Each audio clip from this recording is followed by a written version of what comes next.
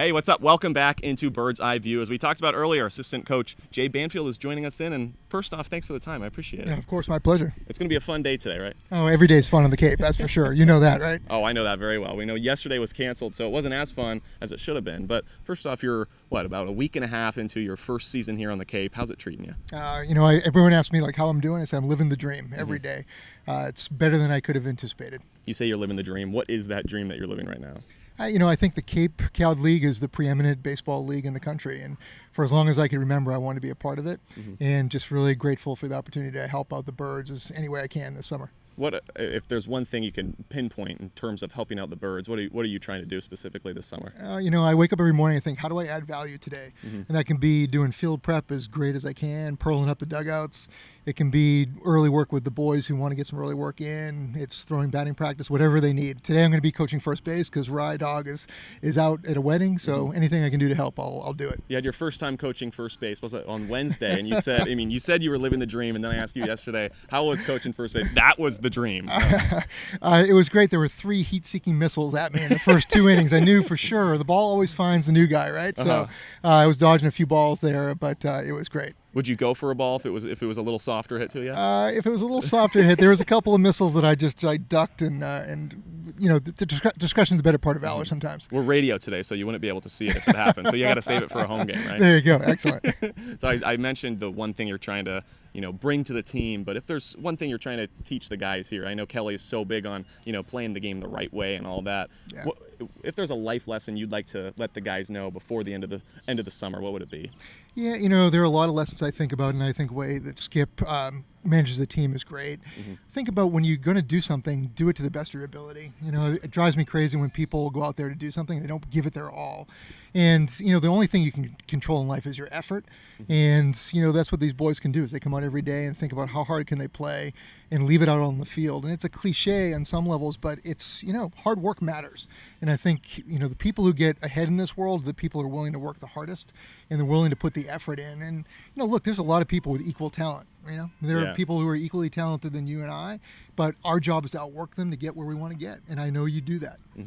Yeah, thank you, and I know everybody is working to do that. If there's a guy on the fields, it's probably hard to say 9 games into the season here at Game 10. Is there somebody that has epitomized that in terms of a player on the Firebirds?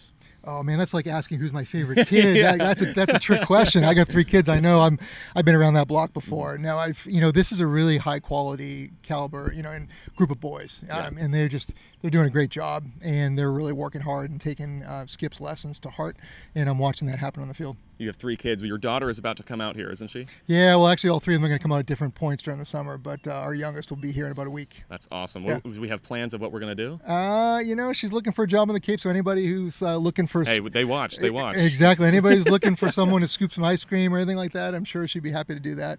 It's like it gets back to the hard work thing of...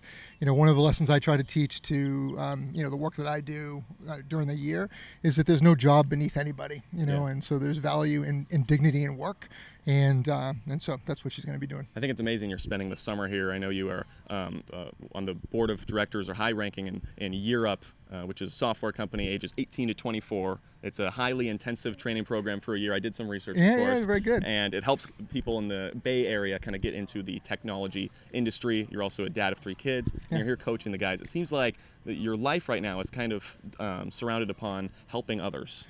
Well, I think being involved with other people, I think as human beings, we really enjoy community and helping each other.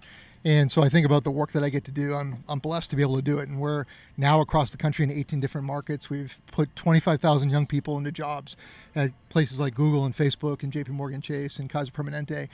But what's similar between the work that I do and what happens here is that all any of these young men want is a fair shot. Right, and to go chase the dream, and that's what the Cape represents for them, is a shot to prove themselves in front of the scouts. And I think about the work that we do at Year Up as we find really talented 18 to 24-year-olds who have a high school diploma, who have grit and determination and persistence, which we see in the ball field, and then they go earn careers. And so it's really nice to see the parallels between my work and here, and I'm really lucky to be able to take a sabbatical and spend it here on the Cape. 9 games in. I know the guys have already learned a lot from you, and we've got 43 minus 9. That's 34 more games. I think your math is better than I am. I don't know. I'm not sure. I wasn't a math major in college. 35 more games. I know they're going to learn a lot more from you. But what have you learned from them so far?